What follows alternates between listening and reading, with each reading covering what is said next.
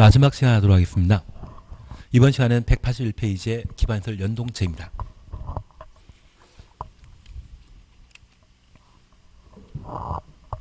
우리가 지금 하고 있는 것이 국토의 계획 및 이용에 관한 법률입니다.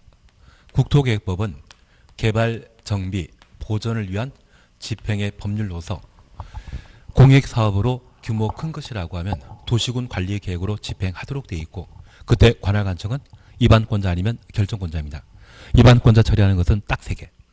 단계별 집행계획 수립하는 것과 지형도면 작성, 도시군 계획설 사업 시행 3가지만 하고 나머지는 결정권자가 처리하게 됩니다. 그리고 소규모 사익을 추구하는 건축물 건축 등이 있다고 하면 이는 개발행 허가받아 집행하도록 되어 있습니다. 그래서 현재 도시군 계획사업은 개발행 허가는 도시군 계획사업에 저촉되는 것을 개발행위라고 하고, 그 개발행위 하고자 한다면 허가받아 할 수 있는 겁니다. 그래서 개발행위 허가와 도시군 관리계획, 도시군 계획사업은 서로 동전의 양면관계로 대척관계의 시 함께 처리되는 것 아니라는 것만 구분해 놓습니다. 특별히 개발행위 허가와 관련된 대상에 관한 내용 함께 보시면서 제외되는 것을 함께 보셨는데, 첫 번째 우리 기억하시는 것은 도시군 계획 사업에 따른 건축물 건축, 토지의 형질 변경 등은 허가 없이 할 수 있습니다. 두 번째 우리 보시는 게 재복구를 위한 응급조치라고 하면 허가 없이 할 수 있다.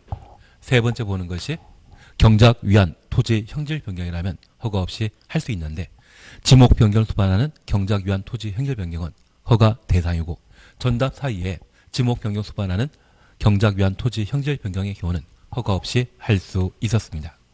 그리고 녹간동에 농림업무 비닐 설치라고 하면 허가 없이 할 수 있는데, 육상, 어류, 양식장 설치할 목적이라면 허가 대상이라는 것 구분하십니다. 특별히 행정청인 국가지방자산제가 개발행위 하게 된다면, 토지 형질 변경이나 분할하게 된다고 하면 그때는 허가 없이 할 수 있다는 것 구분하십니다.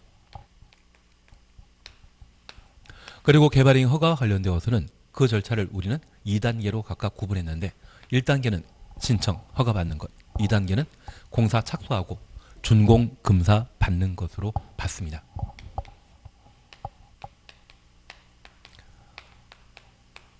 개발행위 허가 신청과 관련되어서는 기환경에 관한 서류 제출하도록 되어 있는데, 개발밀도 관리구역의 경우는 기반설, 설치에 관한 계획서는 제출하지 아니한다. 여기 허가와 관련되어서는 대상은 이미 정리하셨고, 특별히 우리가 기억하실 것은 한번 허가받은 것을 변경하고자 한다면 다시 하는 것과 마찬가지이기 때문에 변경 허가 받아야 되지만, 경미한 사항의 변경의 경우는 특광시군에게 통지하고 대신할 수 있는데, 그 경미한 것은 우리 딱 2가지로 했습니다. 기간 단축하는 것과 규모 축소하는 경우에는 허가 없이 할 수 있다는 것 잡아 놓습니다. 그리고 절차와 관련된 사항으로 요건에 관한 사항 보셨는데, 법에서는 5가지로 서술하고 있지만 우리는 3가지로 규모, 도시군 관리계획에 적합할 것, 기환경에 적합한 때 허가받을 수 있다는 것 기억해 놓습니다. 특별히 우리 기억하시는 것으로서 면적 요건에 관한 사항을 보시면서 1, 2, 3입니다. 10,000 미만, 5,000 미만, 30,000 미만이라는 것 기억해 주시는 게 1입니다. 그리고 도시군 관리계획에 부합해야 되는데 성장관리 방안에 적합할 것. 여기 성장관리 방안의 수립 대상은 유보용도와 보존 용도를 대상으로 하는데, 주상공원 시가용도, 유보용도는 자개생, 자연녹지적, 계획관리적, 생은 생산녹지역입니까? 생산관리지역입니까? 계획관리지역 뒤에 나온다면 생산관리지역을 의미하는 것으로 기억하시고, 그 자개생의 경우에만 도시계획위원회 심의 거쳐 개발행위 허가 기준을 강화하거나 완화할 수 있다. 그래서 성장관리 방안과 관련된 대상은 녹간농자 중에 개발 가능성이 높은 곳이 성장관리 방안의 수립 대상이고 계획적 개발을 유도하기 위해 수립하는 것이 성장관리 방안입니다. 다만 이 성장관리 방안은 녹관 농자를 대상으로 개발 가능성 있는 곳을 대상으로 수립하기 때문에 수립해야 한다, 수립할 수 있다. 개발 가능성에 대해서는 상황이 확정된 게 아니기 때문에 가능성을 따지기 때문에 임의적 수립 대상이라는 것 구분해 놓습니다. 그래서 행정계획 중에 유일하게 임의적 수립 대상은 성장관리 방안 하나입니다. 그리고 이 성장관리 방안에는 4개 필수사항이 존재하는데 높이 제한은 임의사항이고 배형 세건, 배치, 형태, 색채, 건축선 지정. 건축선은 성장관리 방안 내용 아니다. 그리고 기환경과 관련되어서는 조건 붙일 수 있습니다. 그리고 조건보호반자가 만약 민간인 경우는 돈 내야 되는데 그 돈을 이행보증금이라고. 그때 이는 숫자 2죠. 총공사비의 20%를 민간인 경우는 예치하도록 되어 있습니다. 그리고 구체적인 절차와 관련된 의견 청취에 관한 내용을 각각 다룰 수 있는데 저 의견 청취 중에 주민 의견 청취 있다 없다? 없습니다. 그리고 도시군 계획사업과 관련되어서는 시행자의 의견 들어야 되고 조건보호와 관련되어서는 신청한 자의 의견 들어야 된다. 공공시설 귀속에 있어서는 관리청의 의견 듣도록 되어 있습니다. 그리고 저런 개발 사업이 모두 완료되게 되면 준공검사 받아야 되는데 분할 적체의 경우는 준공검사 대상 아니라는 것. 특별히 이러한 개발 행위를 못하는 곳이 있습니다. 개발 행위 허가 제한 지역으로서 저 개발 행위 허가 제한 지역의 지정 대상은 청탄이하면 녹겠습니다. 녹지적, 계획관리적, 수목보전. 그리고 기지계란 말 기억해 주시는 게 일입니다. 그런데 지구 단위 계획구역은 모든 행정청, 그래서 우리는 에브리바디라는 말도 있습니다. 국토교통부 장관, 지도의사, 시장, 군수가 개발행위 허가 제한 지역으로 지정할 수 있고 저 개발행위 허가 제한 지역 지정할 때 주민 의견 청취 있다 없다? 도시계획위원회 심의한다 안 한다? 합니다. 그리고 이 도시계획위원회 심의 거쳐 개발행위 허가 제한 지역 기지계 지정했는데 이를 연장하는 때는 도시계획위원회 심의 한다 안 한다? 안 한다. 한번 개발행위 허가 제한 지역 지정하게 되면 3년간 개발행위 허가 안 나가고 기지계에 해당되는 경우에만 1회 2년 기간 연장할 수 있습니다. 그래서 기지계에 해당되는 경우는 최대 5년. 다만 우리 기억하실 것은 공법 전반에 걸쳐 1년 연장이 원칙이고 2년 연장하는 것은 여기만 유일합니다. 다른 데는 다 1년 연장한다. 이제 우리가 함께 봐주시는 게 기반설 연동제에 관한 사항을 함께 봐놓습니다. 여기 기반설 연동제에 따라 개발밀도 관리구역과 기반설 부담구역에 관한 내용을 함께 보시는데 우리 건축물을 만들게 되면 가장 대표적인 개발 행위가 되게 됩니다. 저 건축물 많이 만들어지게 되면 인구 늘어난다, 줄어든다. 인구 늘어납니다. 그래서 최근 10년 사이에 인구가 급속하게 성장한 곳이 있다면 가장 대표적인 것이 세종시입니다. 세종시가 10년 전에 지정되기 전까지만 하더라도 인구 7만 8만 정도의 연기 군이었는데 세종시가 조성되면서 한 10년 사이에 인구가 30만 정도가 늘어났습니다.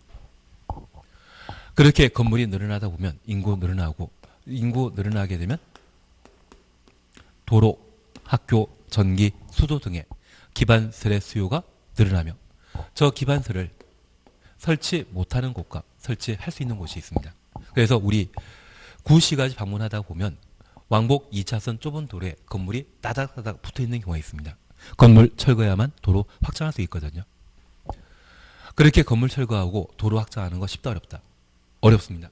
그러한 곳이 개발밀도 관리구역이며 텅텅 비어있는 동네라고 하면 새로운 기반시설 충분히 설치할 수 있을 겁니다. 그러한 곳을 기반시설 부담구역이라는데 이쪽은 개발행위에 따라 기반설의 설치 여부에 따른 구분으로 기반시설 설치할 수 없는 곳이라면 개발밀도 관리구역, 새로운 기반시설 설치 가능한 곳이 있다면 기반시설 부담구역으로 지정하게 됩니다.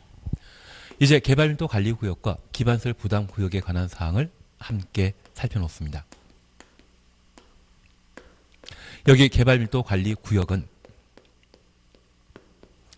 작년에 개발밀도 관리구역 지정 절차에 관한 사항을 시험에 출제한 바 있습니다. 그래서 우리는 대상, 절차, 효과 세 가지 중에 이미 절차에 관한 사항은 작년에 시험에 냈기 때문에 올해 나올 일 없고 대상, 효과에 관한 사항에 집중하시는 게 필요합니다. 교재 함께 봐주십니다. 1번 의 차시였죠. 개발밀도 관리구역은 주거적, 상업적, 공업적, 주상공 가려놓습니다. 추가적으로 개발하는 경우 기반시설의 처리 등이 부족할 것으로 예상되는 지역 중에 추가적인 기반시설의 설치가 곤란한 지역에 대해 지정하는 것을 개발밀도 관리구역이라 표현합니다. 그래서 주상공이라는 말 가로 해놓으시고 아닙니다. 이거 말고 한 장 넘기십니다. 2번 지정 차시였죠. 양가 1번입니다. 특별시장, 광역시장, 시장, 군수는 지금 우리는 개발의 허가 파트 공부하기 때문에 관할관청은 허가권자라는 것 기억하시고 이들은 주거적, 상업적, 공업지역에서 주상공에서 가려놓습니다. 개발 행위로 기반시설의 처리, 공급, 수용 능력이 부족할 것으로 예상되는 지역 중에 기반시설의 설치가 곤란한 지역, 곤란 동네였습니다. 개발밀도 관리구역으로 지정할 수 있다. 그래서 개발밀도 관리구역 지정 대상은 주거적, 상업지역, 공업지역으로서 AND 개념입니다. 새로운 기반시설의 설치가 곤란한 곳이 개발밀도 관리구역 지정 대상입니다. 이 개발밀도 관리구역 지정한 자는 누구이다? 특광시관, 허가권자가 지정할 수 있습니다. 그리고 바로 효과를 봐주십니다. 지정 절차 건너뛰시고 바로 효과 차셨죠. 특광시구는 개발밀도 관리구역에 대통령령이 정하는 범위에서 건폐율, 용적률 강화 적용하며 대통령령이 정하는 범위란 당해 용도지역에 적용되는 용적률 최대한도 50%를 말한다. 용도지역부터 50%까지 가로 해놓습니다. 그러면 우리 이렇게 잠깐 보십니다. 현재 개발밀도 관리구역으로 지정되게 되면 대통령령이 정하는 범위에서 건폐율, 용적률 강화할 수 있습니다. 그런데 이 대통령은 위임에 관한 규정으로서 건폐율에 대해서는 아무런 이야기 없이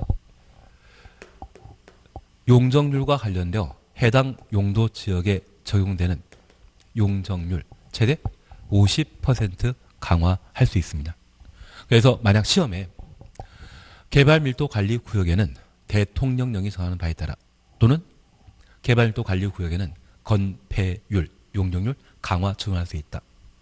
맞습니다.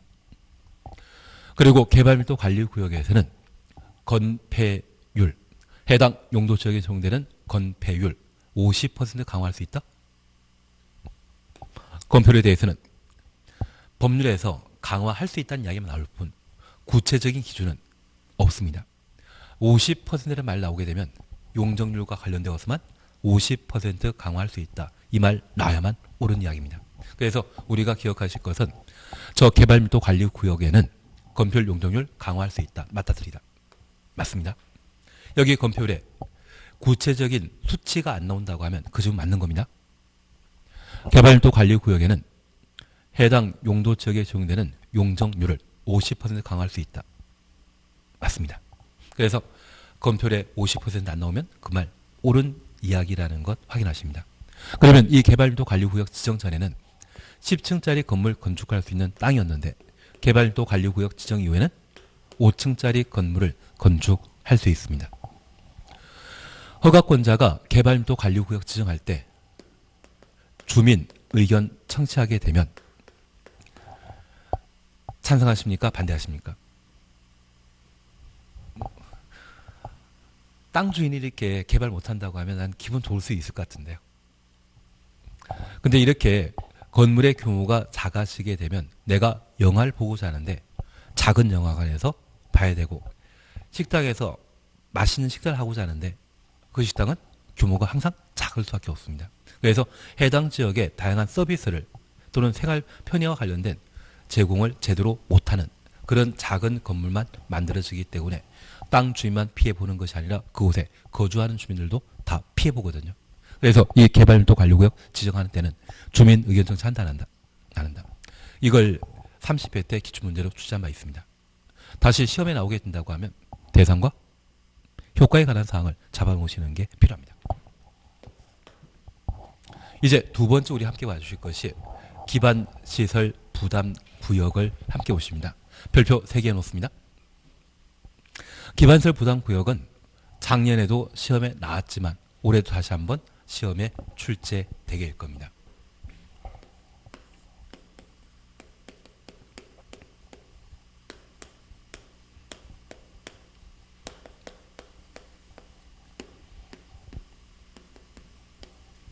그래서 기반시설 부담 구역의 경우에도 대상과 절차, 그 효과에 관한 사항으로 기반시설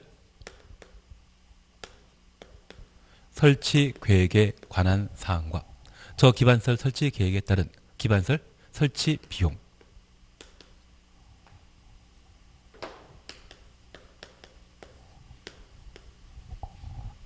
이러한 부분들을 각각 정리해 나가시는 게 이쪽의 학습 목표입니다.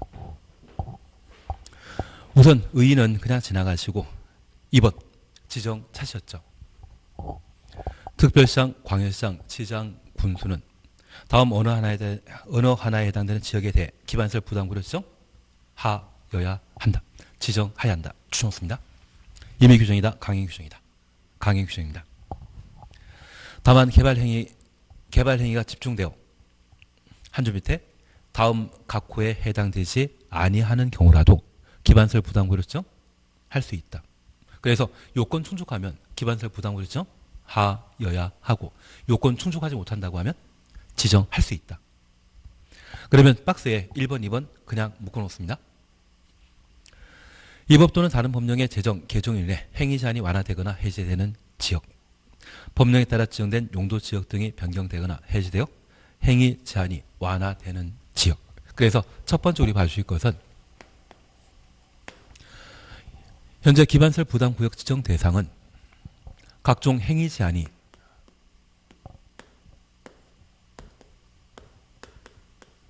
완화되거나 해제되는 곳이 기반시설 부담구역 지정 대상입니다. 그러면 제가 이 말씀 하나 드리겠습니다. 김대중 대통령실에 인천국제공항 만들고자 영정도 일대 347만 평에 걸쳐 시가조정구역을 지정한 적이 있습니다.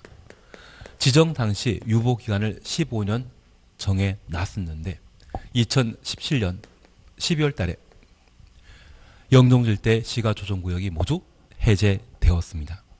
행위 제한 완화된 것이죠. 그리고 세종시라고 하는 도시 행정수도 만들고자 할 때 세종시 건설과 관련된 특별법을 만든 적이 있습니다.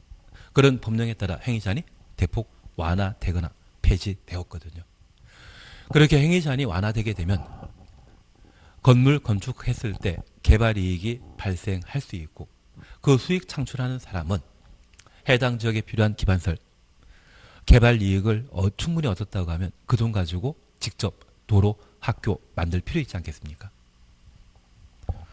다들 싫어하시긴 싫어하겠지만 어쩔 수 없이 부담하는 그런 상황이 바로 기반시설 부담 구역이 되게 됩니다. 그래서 행위 제한이 완화되거나 해제된다. 이 말 보게 되면 기반시설 부담 구역 지정하여야 한다. 그리고 A, B를 묶어놓습니다. A번 보십니다. 해당 지역의 전년도 추정했습니다. 개발행위 허가 건수가 전전년도 추정했습니다.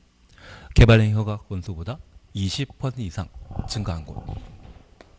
그래서 20% 이상이라는 말 보게 되면 기반시설 부담구를 지정하여야 한다. 그러면 2018년도에 내가 살고 있는 동네 개발행위 허가 건수, 건물 건축하겠다는 분이 100명이 있었는데 2019년도에 125건의 건축물 건축과 관련된 개발행위 허가 건수가 있다면 2020년도에는 기반설 부담금을 하여야 한다. 그래서 제가 알고 있는 분이 갑자기 동네에 빌라가 그렇게 많이 만들어지기 시작했다고 합니다. 그리고 분양될까 의심스럽게 쳐다봤는데 분양 다 해버렸거든요. 그리고 그 다음에 또 빌라 많이 만들어지는 것을 보고 할까 말까 고민하다가 3년차 되는 때 건축 허가 받고 공사를 개시했습니다. 바로 기반설 부담금이 떨어져가지고 한 4천만 원인가 더 내야 될 그런 상황이었다더라고요. 그래서 만약 우리 동네 빌라가 만들어지거나 갑자기 시골 동네인데 불구하고 공장이 한두 개 만들어지게 되면 한 해 지켜봤다가 빨리 판단하셔야 됩니다. 천천히 판단하고 투자했다고 하는 나중에 뭐 내란 이야기가 날라올 것 같습니다. 그래서 내가 부동산 중개업하게 되면 자기 돈 따셔서 부동산 중개업하게 되면 우리 동네 또는 주변 동네에 동사무소나 시청 방문하셔가지고 주변에 건물이 개발되고 있는지 자세히 살펴보시면서 그 입지가 괜찮은지를 한번 파악하시는 것도 필요하지 않나 싶습니다. 하여튼 3년 차에 기반설 부담구역 지정되고 기반설 설치 비용 내라고 시청에서 뭐 날라왔다고 하시더라고요. 그러면 우리가 기억하실 것은 전전 연도와 전년도의 개발행 허가 건수 비교하게 되었을 때 100건, 120건 이상이었다고 하면 20% 늘어난 것이죠. 올해 기반설 부담구를 지정 하여야 한다. 그리고 B번입니다. 해당 지역의 전년도 인구 증가율이 해당 지역 추노수입니다.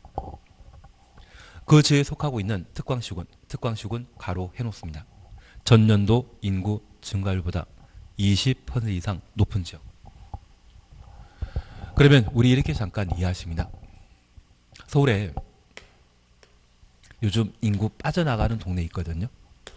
그냥 강남구 이야기 드리겠습니다.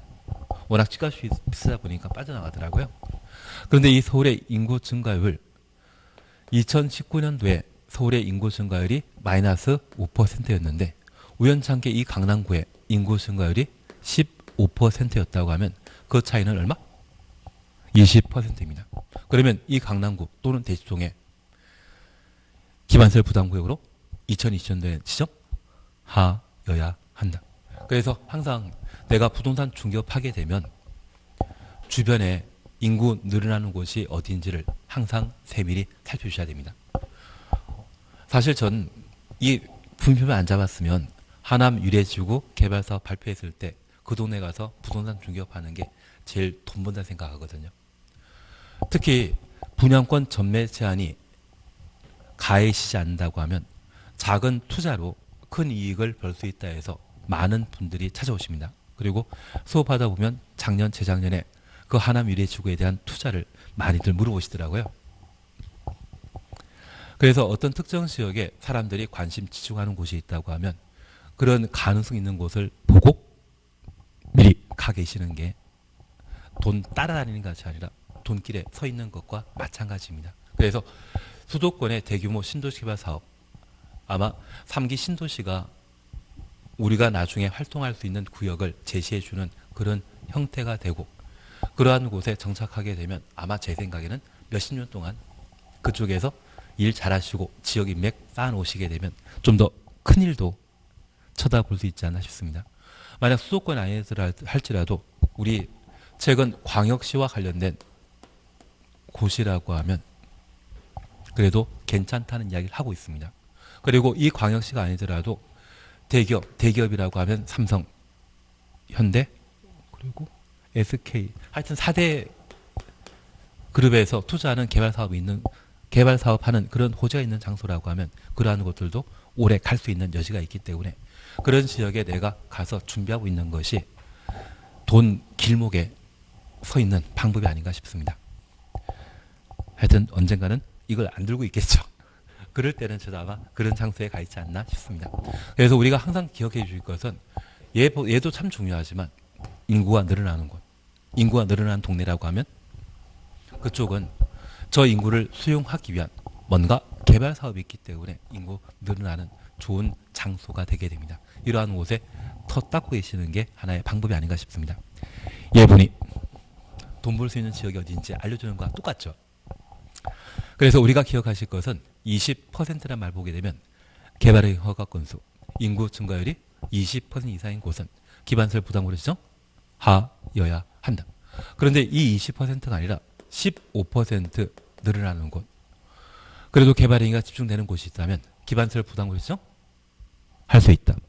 20% 이상인 곳은 지정해야 한다. 20% 미만인 곳은 지정할 수 있다. 그래서 필수적 지정 대상과 임의적 지정 대상을 저렇게 구분하십니다.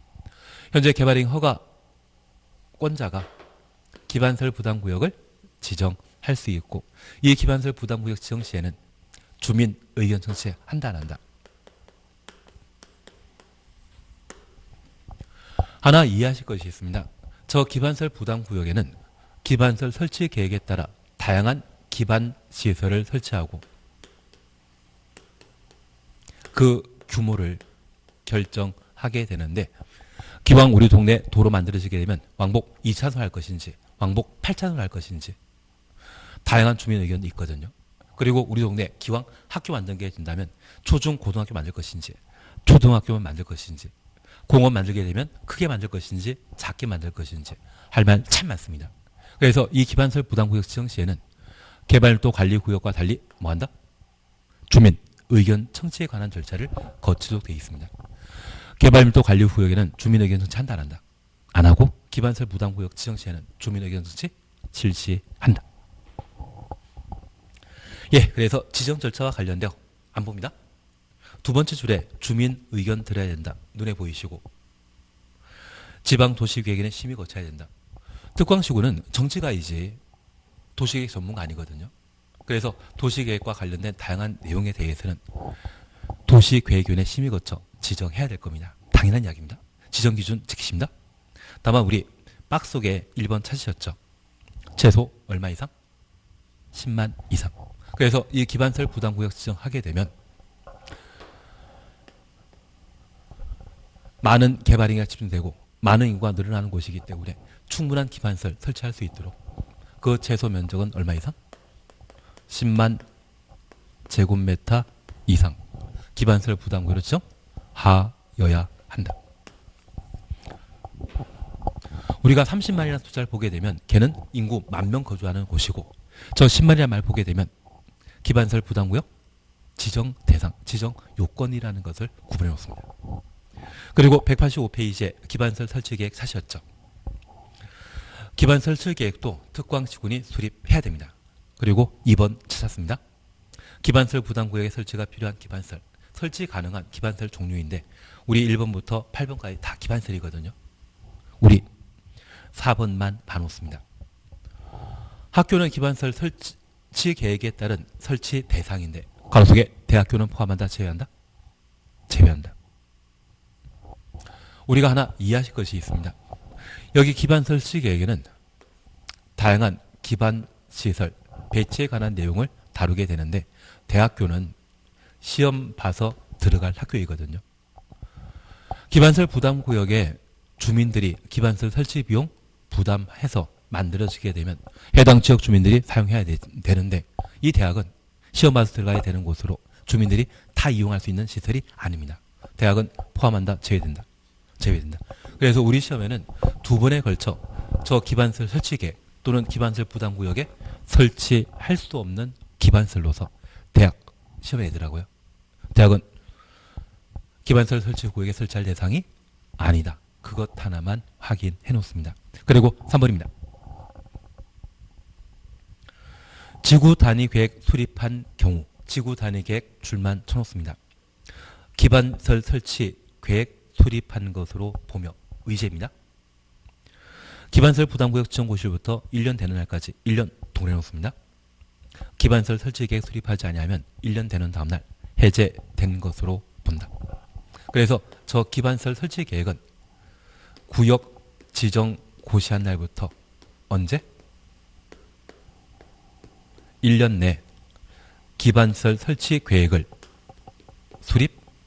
수립하여야 하고 수립하지 않으면 1년 되는 다음날 기반설 부담구역증은 해제된 것으로 본다. 첫 번째 우리 이해하실 것이 있습니다. 행정계획 중에 1년 만에 수립하라고 하는 것은 여기가 유일합니다. 현재 기반설 부담구역은 각종 개발행위, 특히 건축물 건축이 집중되는 곳으로서 인구 늘어난 상태입니까? 늘어날 예정입니까? 늘어난 상태입니다. 그러면 기반설에 대한 수요가 증대한 상태이고 이러한 곳에는 기반설 빨리 설치해 줘야 된다. 천천히 설치해야 된다. 빨리. 그래서 1년 내에 기반설 설치 계획을 수립하여야 합니다. 그리고 두 번째입니다. 우리는 기반설 부담구역은 현재 건축물이 많이 만들어지고 있는 곳입니다. 개발 용도이다, 비개발 용도이다. 개발 용도입니다. 그러면 그 개발 용도인 장소에 충분한 기환경을 설치하기 위해, 배려하기 위해 지구 단위 계획 구역을 지정할 수 있거든요. 개발 밀도 관리 구역의 경우는 지구 단위 계획 구역으로 지정한다, 못한다. 개발 밀도 관리 구역은 개발 사업 하는 곳이 아니기 때문에 비개발 용도이기 때문에 지구 단위 계획 구역 지정될 수 없습니다. 그래서 이 기반설 부담 구역이 지정되게 되면 그와 동시에 지구 단위 계획 구역이 지정될 수 있고 저 지구 단위 계획 구역에는 3년 내 지구 단위 계획을 수립해야 되는데 신속하게 절차 진행하면 1년 만에 6개월 만에 지구 단위 계획 수립될 수 있을 겁니다. 저 지구 단위 계획에는 5가지 필사항이 있었습니다. 기반설의 배치 규모, 건축 제한, 건폐율, 용적률, 높이 제한. 그러면 5개 내용 담고 있는 이 지구 단위 계획이 기반 시설 설치 계획보다 먼저 수립되면 저 5개 내용을 담고 있는 지구 단위 계획을 기반 시설 설치 계획 수립하는 것으로 의제할 수 있죠. 만약 이게 바뀌어 있으면 틀립니다. 기반 시설 설치 계획이 수립되면 지구 단위 계획이 수립된 것으로 본다. 여기 기반설 설치 계획에는 내용은 딱 하나입니다. 기반설의 배치 규모. 그 내용 하나 담은 기반설 설치 계획으로 5개 필사항을 요구하는 지구 단위 계획을 대신하는 것은 된다, 안 된다. 그래서 우리는 한 집안에 가장이라는 분이 계십니다. 가장이 집안 살림 이끌어 나가고 그리고 집안의 중요한 신년 계획도 세우시는데 요즘은 돈 많이 벌면 그게 가장이신 것 같더라고요. 그러면 우리가 잠깐 이해하실 것이 있습니다. 미성년자인 자제분이 계시는데 그 미성년자인 자제분에게 가장 일을 대산하라고 하면 된다, 안 된다? 안 됩니다. 그래서 저 기반설 설치 계획은 내용 하나밖에 없는 행정계획이고 내용 5개, 여러 가지 능력이나 실력 필요로 하는 가장 역할을 맡기는 것은 곤란하거든요. 그래서 5개 내용을 갖고 있는 지구 단위 계획이 수립되면 내용 하나 필요한 기반설 설치 계획 수립된 것으로 본다. 의제에 관한 사항 저렇게 살펴주시는 게 필요한 것 같습니다. 그래서 우리 시험 자주 출제할 수 있는 내용으로 특이한 게 있습니다. 통상적인 행정계획은 2년, 3년 내 수립하는 것이 일반적인데 저 기반설 설치 계획은 몇 년 안에? 1년 내 수립해야 되고 저 기반설 설치 계획이 필요한 기반설 부담 구역은 개발 용도이기 때문에 지구 단위 계획 구역으로 지정될 수 있고 개발도 관리 구역은 지구 단위 계획으로 지정한다, 못한다? 못한다. 저 지구 단위 계획 구역이 지정되었을 때 지구 단위 계획이 수립되면 기반설 설치 계획 수립하는 것으로 본다. 의제 규정을 확인해 놓습니다. 3번 이해하시겠습니까? 한장 등이시면 기반설 설치 비용입니다. 2번 부과 대상 및 산정 기준 차시였죠. 기반설 부담 구역에서 기반설 설치 비용의 부과 대상인 건축 행위는 단독택 등의 200제곱미터 가로속에 기존 건축물의 연면적 포함한다. 연면적 200제곱미터 초과하는 초과 추정수입니다. 건축물의 신축, 증축 행위를 한다. 그래서 200부터 증축까지 가로 해놓습니다. 그러면 우리 잠깐 이해하실 것이 있습니다. 사실 기반설에 해당되는 도로, 전기, 수도 등의 시설은 나라에서 만들어줘야 됩니다.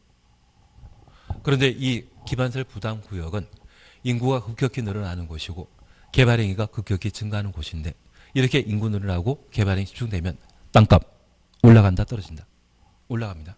그러면 그런 개발 이익은 사익에 해당되는 것으로서 그 개발 행위에 따라 그만큼 이익을 챙겼다고 하면 해당 지역에 필요한 기반설은 개발 이익 얻는 자. 그래서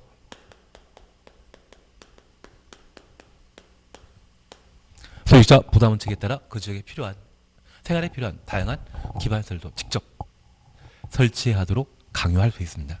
이게 공익에 부합한다 생각하거든요. 사실 우리 잠실 5단지라고 하는 동네에 들어오신 적이 있는데 이 잠실 5단지는 1980년대, 90년대는 한강이 넘치면 물에 잠기던 그런 동네입니다. 그래서 80년, 90년대에 잠실 5단지에 살라고 하면 산다, 안 산다. 진짜 그랬습니다. 가끔 감전 되시는 분도 계시거든요.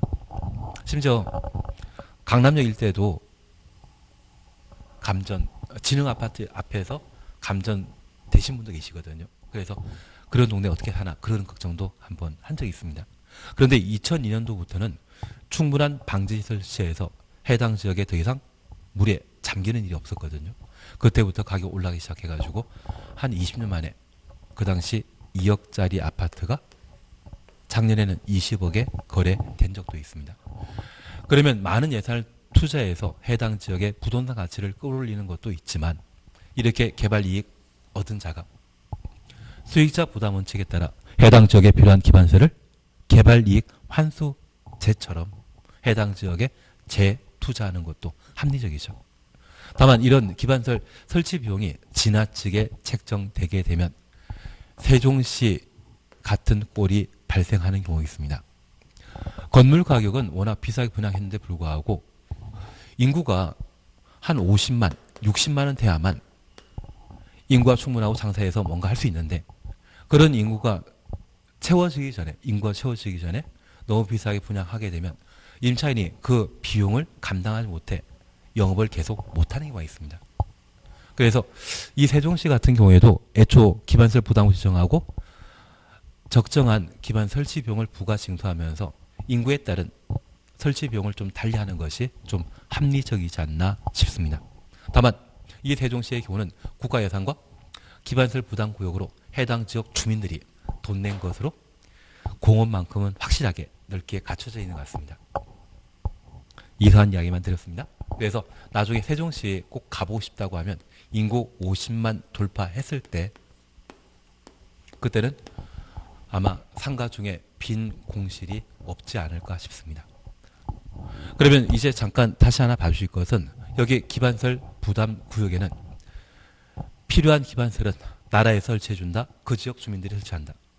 그 지역 주민들이 설치하는데 우리는 일반 국민을 서민과 호화주택에 거주하는 분으로 나눌 수 있거든요. 그래서 연면적 200제곱미터 초과하는 건축물을 신축하거나 증축하는 자가 기반설 설치 비용 부과 대상인데 우리 세법의 호화주택의 기준은 연면적 274입니까? 47입니까? 예, 넘어가도록 하겠습니다. 제가 세법 하는 것도 아니고 부족하다 보니까 저는 그냥 넘어가도록 하겠습니다. 그것은 나중에 세법 교수님께 다시 한번 여쭤보는 걸로. 다만 우리가 기억하실 것은 연면적 200제곱미터 초과하는 건축물 신축, 증축 한자라고 하면 얘는 잘 사시는 분이시거든요. 그래서 호화주택도 아마 200 얼마일 겁니다. 그냥 넘어가고 연면적 200제곱미터 초과하는 건물을 신축하거나 증축하는 자는 삶의 여유가 넘치는 분이기 때문에 기반설 부담 구역의 설치 비용을 부담합니다. 그리고 부가 기준에 관한 사항을 살펴주시는데 얘를 유발 개수란 말로 대신하게 됩니다. 양가로 2번 기반설 설치 비용의 산정 기준 제끼시고 표준시설 비용 제끼시고 용지 비용 필요 없습니다. 최근 심화학습에 나오는 1번부터 28번까지 0.7 이런 거 있지 않습니까? 이런 걸 시험에 내더라고요. 외울 수 있다, 못 외운다. 예, 잘 찍으시면 됩니다. 찍으면 됩니다. 대신 우리 1번, 2번과 3, 4번은 묶어놓습니다.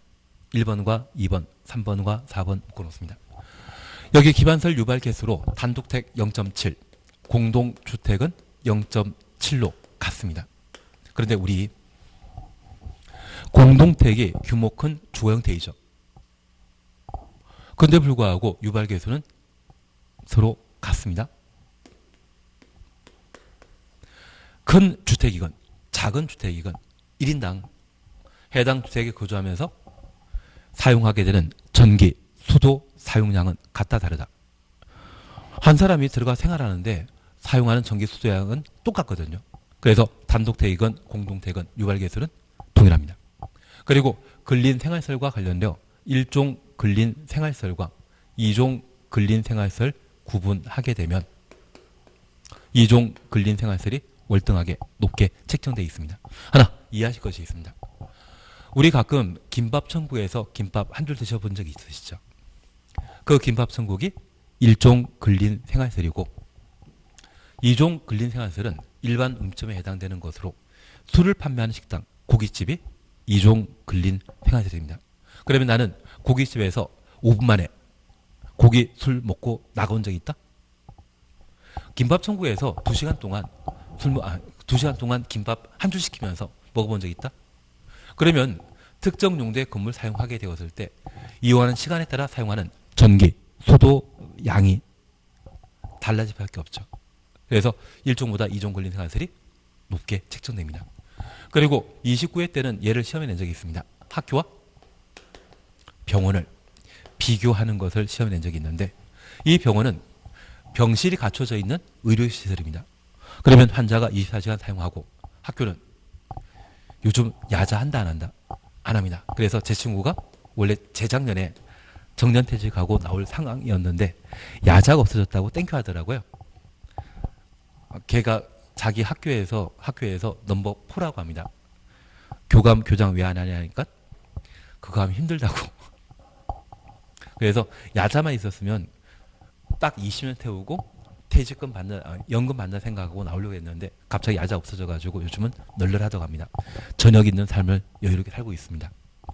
그러면 이 학교는 학생이 한 5시, 6시까지 이용하게 된다면 1인당 사용하는 전기 수도 양은 병원과 비교하면 얼등히 적지 않겠습니까? 그래서 이런 유형까지는 우리가 견딜 수 있는데 작년에는 아예 대놓고 가장 유발계수 높은 거 찾으라고 시험에 내더라고요. 그래서 작년에는 좀 지나친 건 했는데 그거는 그냥 찍으면 됩니다.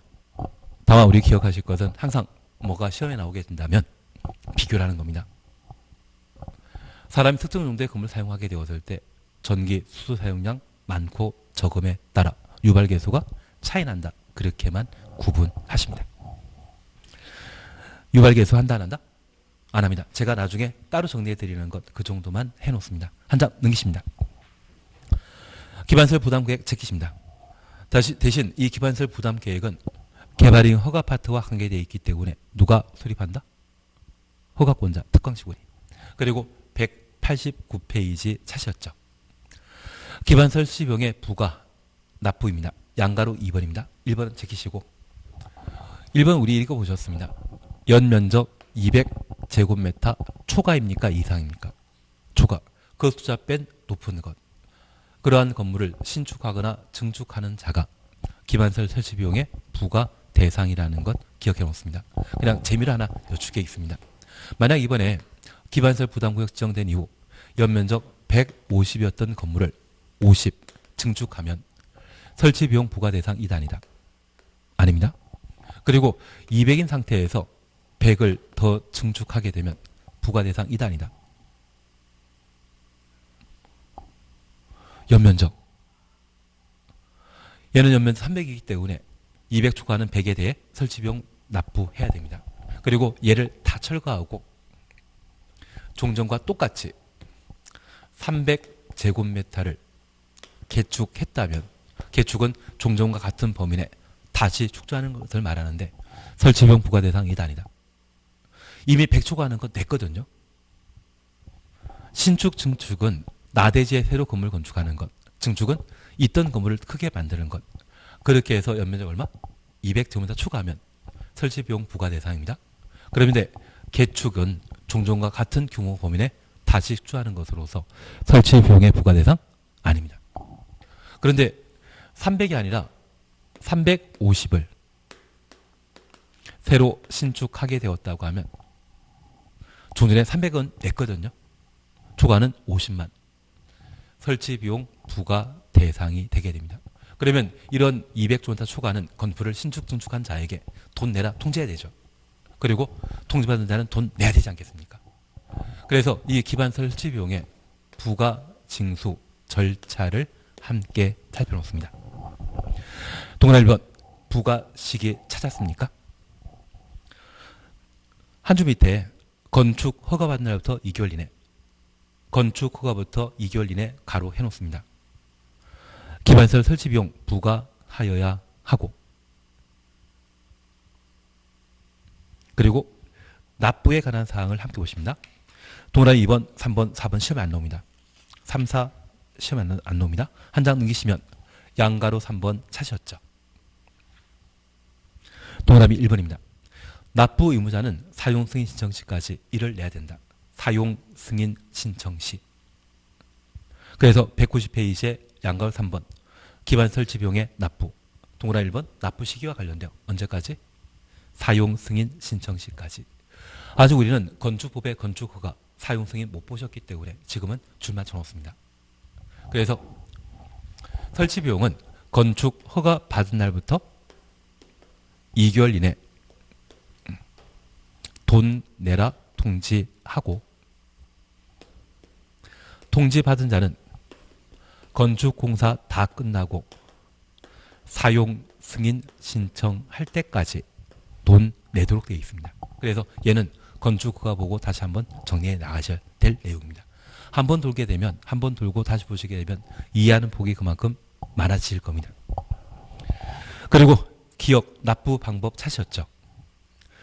기반 설치 비용은 현금, 신용카드, 직불카드로 납부하되 부과 대상 토지 등으로 납부할 수 있다. 그래서 현금 납부를 원칙하고 예외적으로 뭐 할 수 있다? 몰납 가능하다. 그것만 봐놓습니다. 나머지 이야기는 지금은 필요 없습니다. 천천히 해나가셔도 상관없으시거든요. 그래서 여기 기반설 부담 부역에 관한 내용을 각각 살펴보셨는데 조금 힘드셨겠지만 얘가 계속 시험에 나오거든요. 그래서 별표 해놓으시고 꼭 관련된 내용 보셔야 됩니다. 그리고 12장 보칙 등에 대해서는 필요 없습니다. 그리고 다음 주에는 도시개발법을 해 나가도록 하겠습니다. 갑자기 날씨 추워졌는데 건강관리 잘 하십시오. 수고하셨습니다.